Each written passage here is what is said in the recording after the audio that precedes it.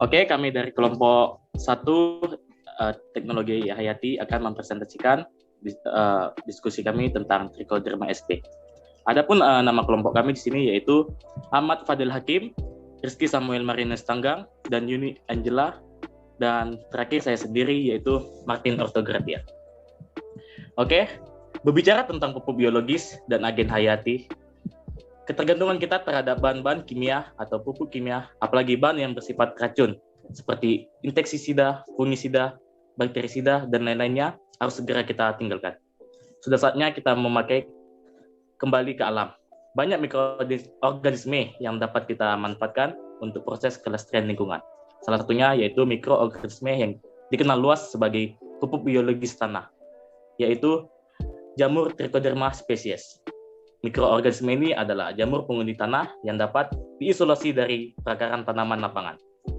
Trichoderma sp di samping sebagai organisme pengurai, dapat pula berfungsi sebagai agen hayati dan stimulator pertumbuhan tanaman. Nah, untuk mengetahui lebih lanjut apa itu Trichoderma sp, maka kami di sini akan membahasnya. Trichoderma sp. Trichoderma sp merupakan salah satu jamur penghuni tanah yang berfungsi sebagai pupuk biologis dan agen pengendali hayati terhadap mikroba lainnya, khususnya dari kelompok penyakit patogen tanaman. Di alam, jamur Trichoderma dapat ditemukan pada tanah subur yang mengandung bahan organik dengan lingkungan lembab atau tidak terkena sinar matahari secara langsung, seperti pada ekosistem hutan, perakaran bambu, dan tanah subur lainnya.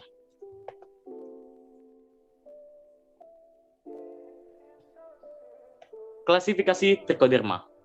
Kerajaan, fungi, divisi Ascomycotina, kelas Sartoriomycetes, ordo Hypocrelis, famili Hypocresiaceae, genus Trichoderma. Beberapa spesies jamur ini diantaranya Trichoderma koningi, Trichoderma hardianum, dan Trichoderma virde.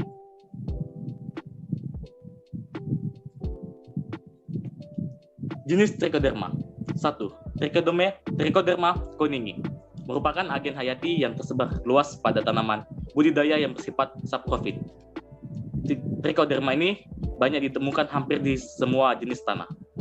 Klasifikasi Trichoderma koningi: kingdom fungi, filum Asomycota, subdivisi Pezizomycotina, kelas Sordarioomycetes, subkelas Hypocremicecidae, ordo Hypocreales.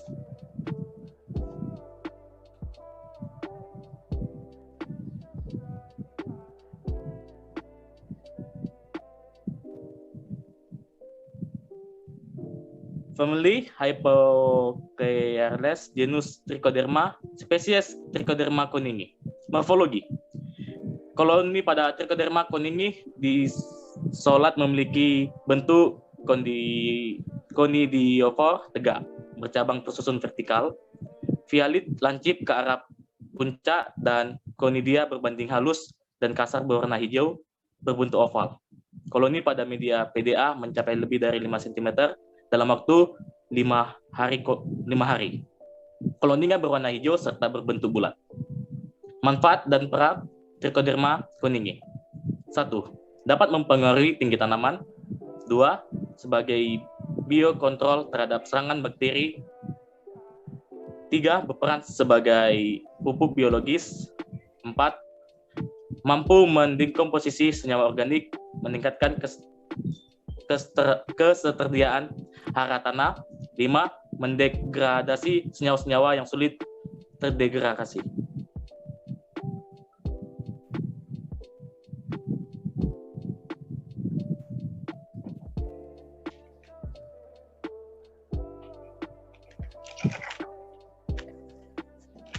Oke, selanjutnya akan dilanjutkan oleh teman kami, Saudara Yuni Angela.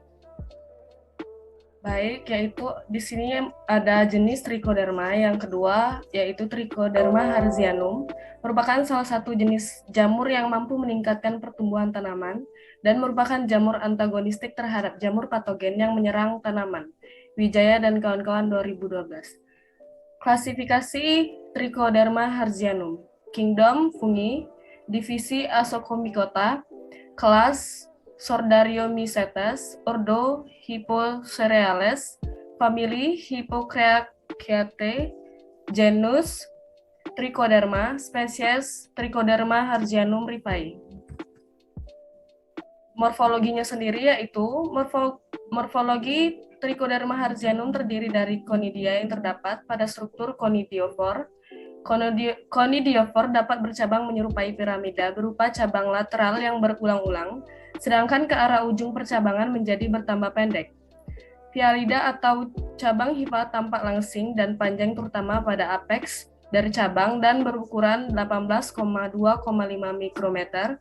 Conidia berbentuk semi bulat hingga oval pendek, berukuran 2,8 hingga 3,2 kali 2,5 hingga 2,8 mikrometer dan berdinding halus. Manfaat dan peran Trichoderma harzianum ada 3. Yang pertama, dapat menghambat pertumbuhan jamur Coletrichum gloesporioides. Yang kedua, menurunkan keparahan penyakit busuk pada pangkal batang lada yang disebabkan oleh Phytophthora capsicilleonian. Yang ketiga, menekan perkembangan koloni P. capsici in vitro. Berikut gambar dan bagian-bagian dari Trichoderma harzianum. Yang pertama ada conidia, Vialida, Metula, cabang conidiofor, dan conidiofor itu sendiri. Masih dalam jenis Trichoderma, yang ketiga ada Trichoderma viride. Merupakan jamur selulotik yang menghasilkan enzim kompleks selulase yang dapat menghidrolisis ikatan kimia dari selulose menjadi glukosa. Enzim ini berfungsi sebagai agen pengurai yang spesifik untuk menghidrolisis ikatan kimia dari selulosa dan turunannya.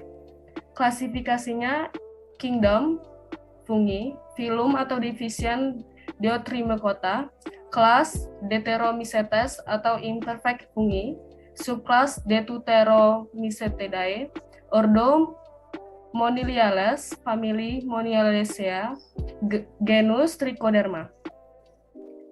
Morfologinya sendiri, fungi ini mempunyai ciri-ciri spesifik, yaitu miselium bersepta, conidiofora bercabang banyak, dan cabang ini biasanya dalam arah yang berlawanan. Bentuk conidianya bulat atau oval yang melekat satu sama lainnya, berwarna hijau terang, dan berbentuk bola-bola berlendir. Conidianya merupakan sel tunggal yang bergerombol pada ujung conidioforanya. Pada umumnya, fungi Trichoderma sp mempunyai aroma yang khas, yaitu bau kelapa. Devi dan kawan-kawan 2001 dan Walio 2004. Manfaat dan peran ada 3. Yang pertama, menghidrolisis kulit pisang raja dalam variasi waktu fermentasi, menurunkan intensitas serangan penyakit Ganoderma bodinense pada kelapa sawit. Yang ketiga, mengendalikan perkembangan penyakit hawar daun tanaman kentang dan meningkatkan bobot ubi kentang. Selanjutnya akan dilanjutkan oleh teman saya, Ahmad Fadil. Silakan. Terima kasih. Saya akan melanjutkan dari penjelasan ini tadi.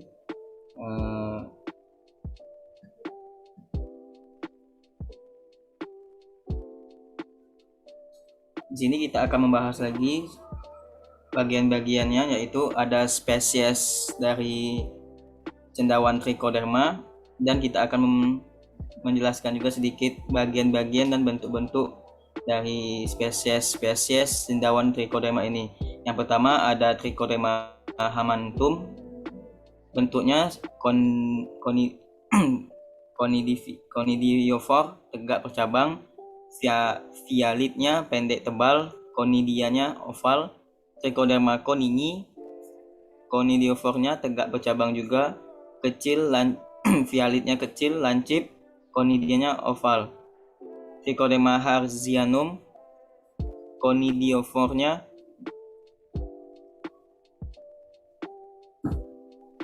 tegak bercabang, pendek, dan lebih tebal. Conidianya oval.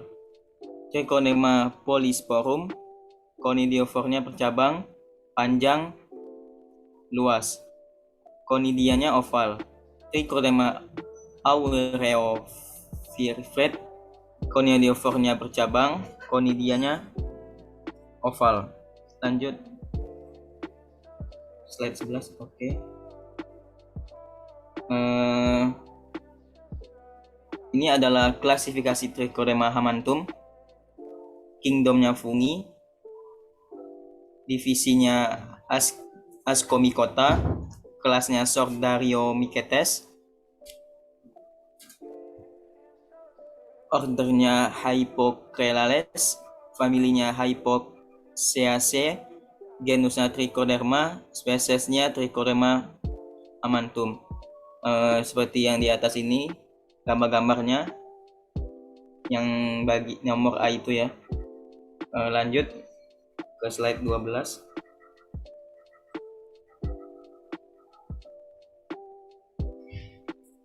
Lanjut klasifikasi Trichoderma polysporum. Kingdomnya fungi, divisinya Ascomycota, kelasnya Sordariomycetes, familinya Hypoxeaceae, genusnya Trichoderma, spesiesnya Trichoderma polysporum.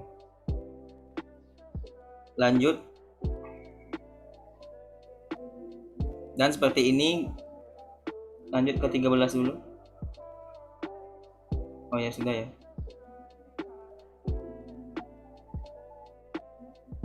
Nah, itu kita lanjutkan saja. Fungsi bagian Trichoderma. Yang pertama ada conidiophore, tempat pembentukan spora aseksual. Yang kedua, vialit, tempat tumbuhnya conidia. Yang ketiga, conidia. Dianya sporanya aseksual, untuk perkembangbiakannya jamur secara aseksual. Yang keempat, metula, struktur jamur yang berfungsi untuk membentuk vialit. Selanjutnya akan dijelaskan oleh Rizky Samuel, padanya dipersilahkan. Terima kasih. Baik, terima kasih. Saya akan melanjutkan untuk membacakan materi kelompok kami. Mekanisme Trichoderma sp. Mekanisme pengendalian Trichoderma sp terhadap jamur patogen tumbuhan, yaitu dengan kompetensi terhadap tempat tumbuh dan nutrisi, antibiosis, dan parasitisme. Antibiosis mempunyai peran penting dalam proses pengendalian dan hampir selalu terkait dengan mekanisme lain, yaitu kompetensi dan mikoparasitisme. Satu mekanisme penghambat yang dimiliki oleh Trichoderma sp tidak dapat bekerja sendiri untuk menghasilkan penghambatan yang signifikan. Konsep pengendalian penyakit dengan agen hayati akan berhasil jika terdapat keseimbangan antara faktor suhu, pH, dan kelembapan yang optimum. Mekanisme antagonisme yang dimiliki oleh Trichoderma sp berpotensi besar sebagai pengendali patogen tular tanah, Rigidopurus micropurus, penyebab penyakit jamur akar putih,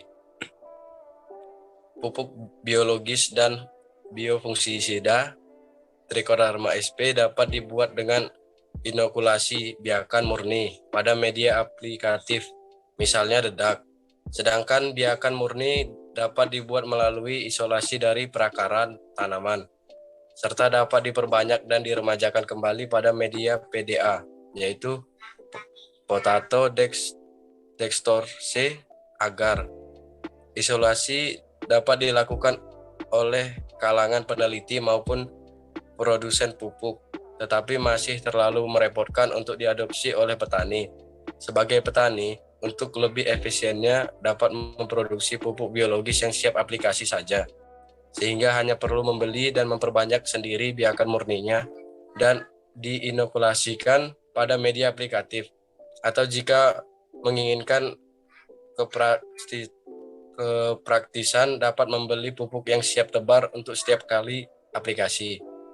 Selanjutnya, pupuk biologis dan biofungsida Trichoderma sp dapat dibuat dengan inokulasi biakan murni pada media aplikatif, misalnya dedak. Sedangkan biakan murni dapat dibuat melalui isolasi dari perakaran tanaman, serta dapat diperbanyak dan diremajakan kembali pada media PDA.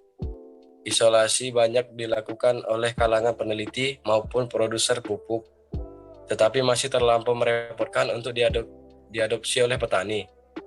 Yang pertama, mekanisme antagonisme Trichoderma sp melalui kompetisi terhadap tempat tumbuh dan nutrisi, antibiosis, dan parasitisme.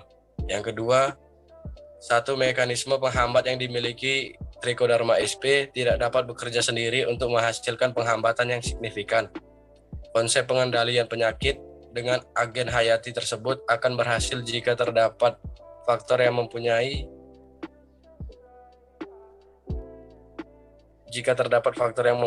mempengaruhi. Yang ketiga, mekanisme antagonisme yang dimiliki oleh Trichoderma sp berpotensi besar sebagai pengendali patogen tular tanah air mikrosub penyebab penyakit jamur dan akar putih. Selanjutnya,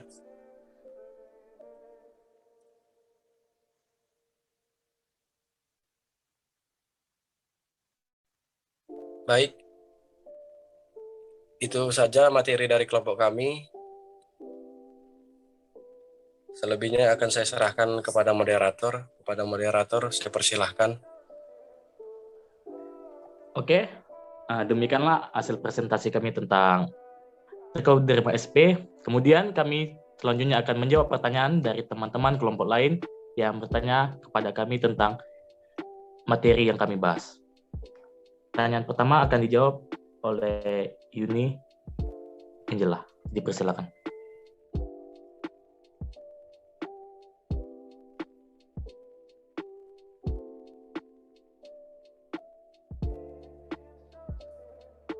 Baik, untuk pertanyaan nomor 1 dan 2 akan saya jawab.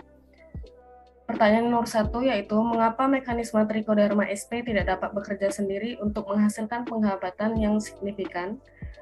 Pertanyaan nomor 2, bagaimana konsep pengendalian penyakit dengan agen hayati akan berhasil jika terdapat keseimbangan antara faktor suhu, pH, dan kelembapan yang optimum? Pengendalian penyakit dengan agen hayati akan berhasil jika terdapat keseimbangan antara faktor suhu, pH, dan kelembapan yang optimum. Karena dua pertanyaan ini saling berhubungan, maka jawabannya pun akan saling terkait. Untuk itu saya akan jawab secara langsung untuk nomor 1 dan 2. Jawabannya yaitu, hal ini dikarenakan konsep pengendalian Trichoderma haruslah terdapat keseimbangan antara faktor yang mempengaruhi. Mekanisme pengendalian Trichoderma adalah sifatnya yaitu sebagai nutrisi, antibiosis, dan parasitisme. Sifatnya yang pertama yaitu nutrisi sangat dibutuhkan mempertahankan tingkat perkecambahan Trichoderma 20 hingga 30%. Jika nutrisi ini tidak dapat dipenuhi, maka hidup Trichoderma akan terancam dan bahkan mati. Sehingga peran Trichoderma dalam membasmi jamur akar putih tidak efisien. Nutrisi yang dibutuhkan ialah pH rendah dalam keadaan lembab, aerasi, dan suhu yang pas.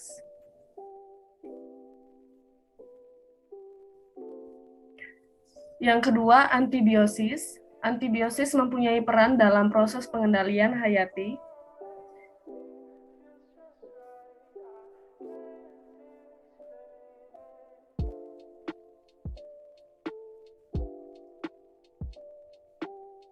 Yang melibatkan senyawa volatil dan non-volatil toksin yang memiliki peran penting dalam aktivitas anti jamur akar putih.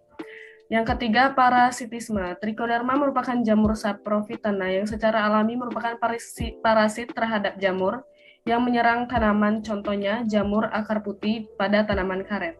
Maka dibutuhkan 3 sifat dasar Trichoderma dalam keseimbangannya agar peran Trichoderma dapat bekerja secara maksimal dan efisien.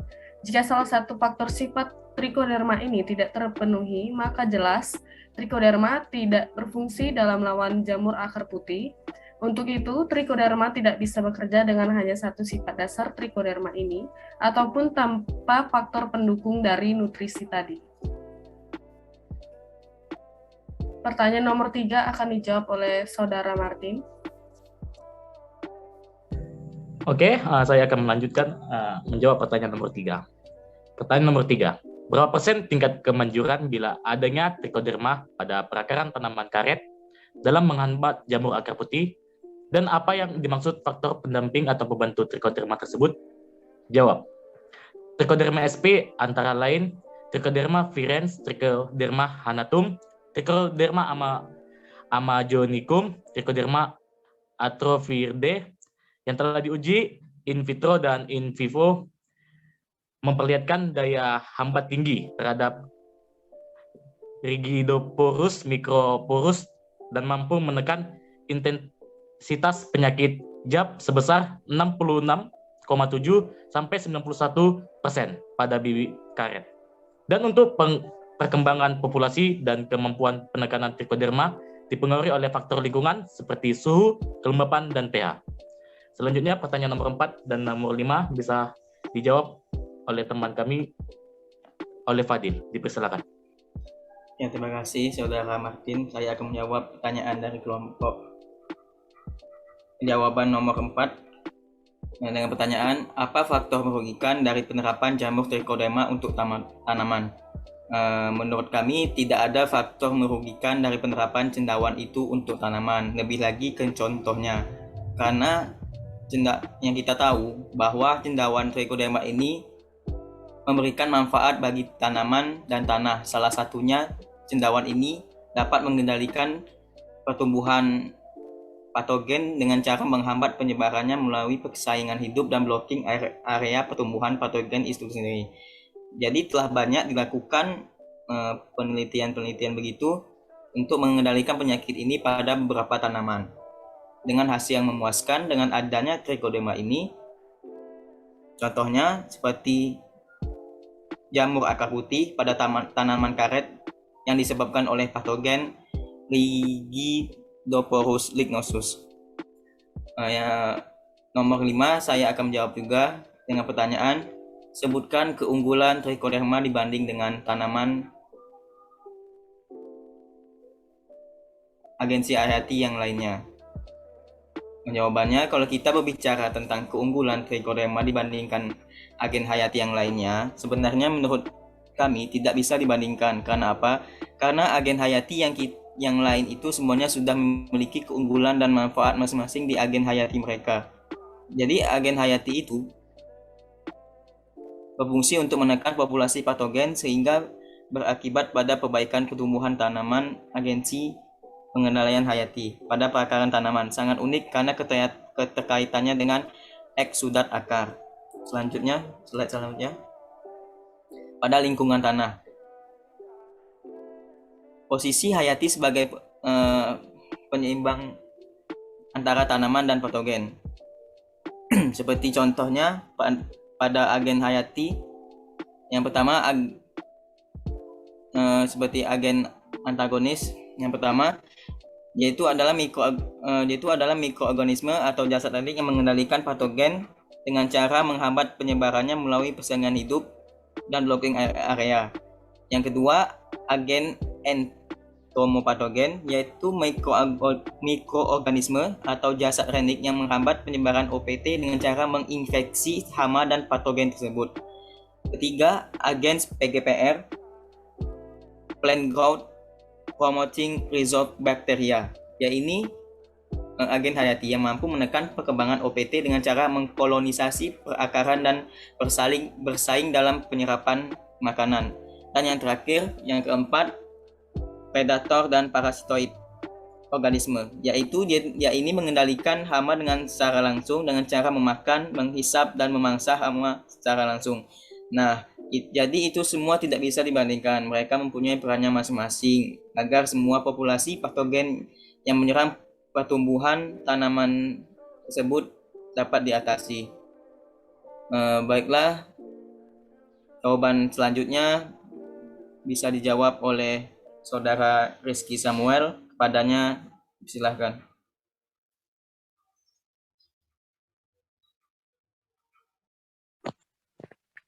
Baik, terima kasih. Saya akan melanjutkan menjawab pertanyaan nomor 6.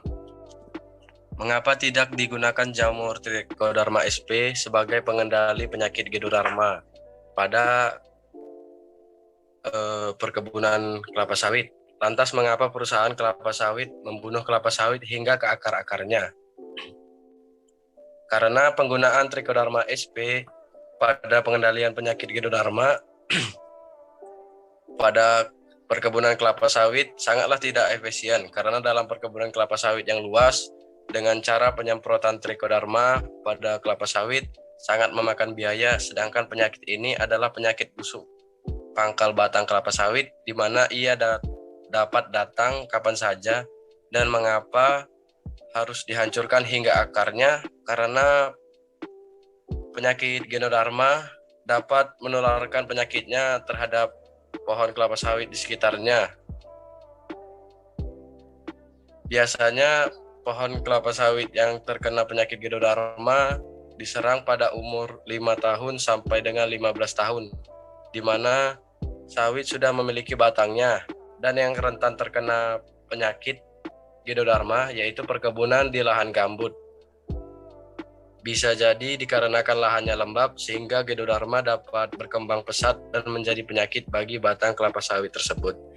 Tetapi kini PPKS sudah mengeluarkan bibit yang telah teruji tidak tertular penyakit Ganoderma, yaitu penyakit busuk pangkal batang kelapa sawit, walaupun harganya relatif lebih jauh dan lebih mahal dibandingkan bibit unggul lainnya.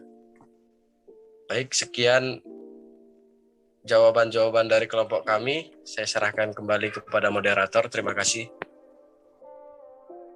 Oke, demikianlah hasil presentasi dari kelompok kami. Jikalau ada kekurangan, kami mohon maaf. Dan terakhir, kami mengucapkan terima kasih banyak buat semuanya.